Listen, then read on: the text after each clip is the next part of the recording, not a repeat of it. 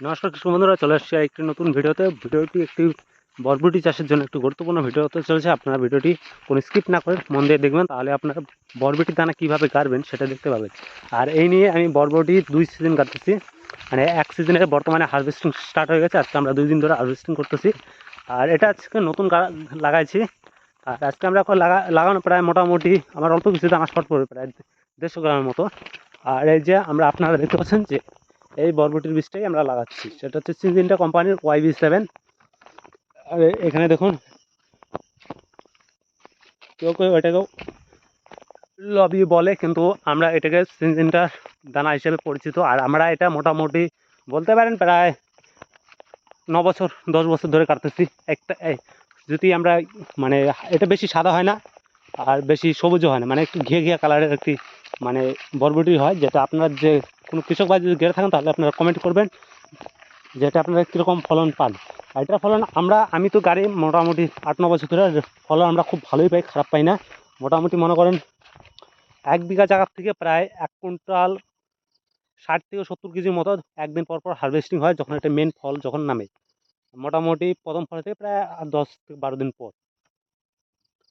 আর এটার ফল 1 কুইন্টাল 150 কেজির মতো প্রায় একদিন পর পর তোলা যায়।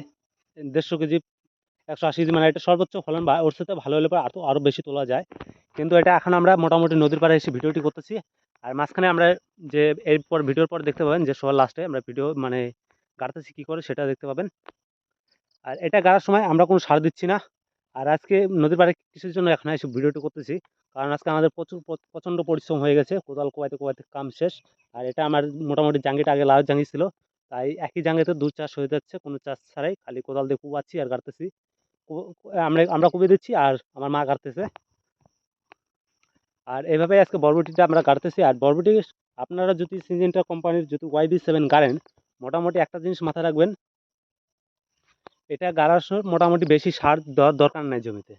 আপনাদের যদি আলু চাষের জমি হয়ে থাকে তাহলে অত বেশি সার দেওয়ার দরকার, কারণ এটা গাছটা অতিরিক্ত বেশি হয়ে যাবে যদি আপনারা সার দিয়ে গাড়েন। আর আমি সার দিচ্ছি না, কারণ এটা আমার লাউ চাষের জমি, এমনিতেই অতিরিক্ত জমিতে সার আছে।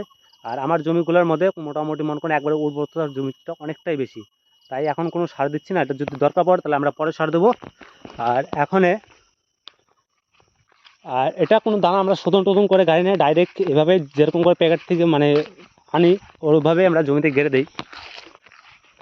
আর গাড়ার সাথে আপনারা যদি চান যে কোনো বিষ স্প্রে করবো, তাহলে আপনারা বাইফেন্থিন, যেটা হচ্ছে মনে করেন অ্যালিস্টারও ইউজ করতে পারেন। আর তার সাথে মার্কার নামে একটি বিষ আছে, সেটাও ইউজ করতে পারেন। মাটিতে দেওয়ার জন্য দুটোই ভালো। আর তার সাথে আপনারা টাটা ফ্যানও ইউজ করতে পারেন। আর এটা আপনারা যেহেতু এখন আজকে কত তারিখ, আজকে ইংলিশের 7 তারিখে আমরা বরবটির বীজটা কাটতেছি।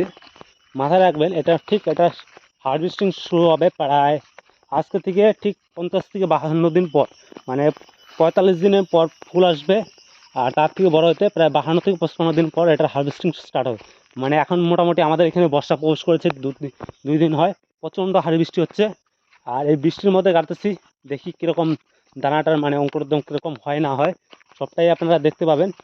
আর এখন যাব দানা কাটবো। দানা কাটার আগে কীভাবে আমরা পরিশ্রম করছি সেটা, কারণ ওই দুটো ভিডিও আমার তোলা হয়ে গেছে, এখন বাড়ি যাওয়ার দিকে আমরা ভিডিওটি করতেছি। আর আজকে প্রচণ্ড পরিশ্রম হয়ে গেছে। যদি আপনাদের ভিডিওটি ভালো লাগে থাকে তাহলে চ্যানেলটিকে অবশ্যই সাবস্ক্রাইব করবেন। আর একদিন ভিডিও করবো আমরা কতগুলো সবজি চাষ মানে এবছর লাগাইছি সবটা নিয়ে।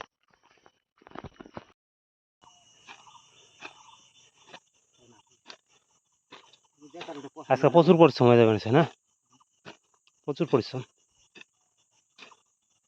দেখো এটুকু পরিশ্রম চলবো।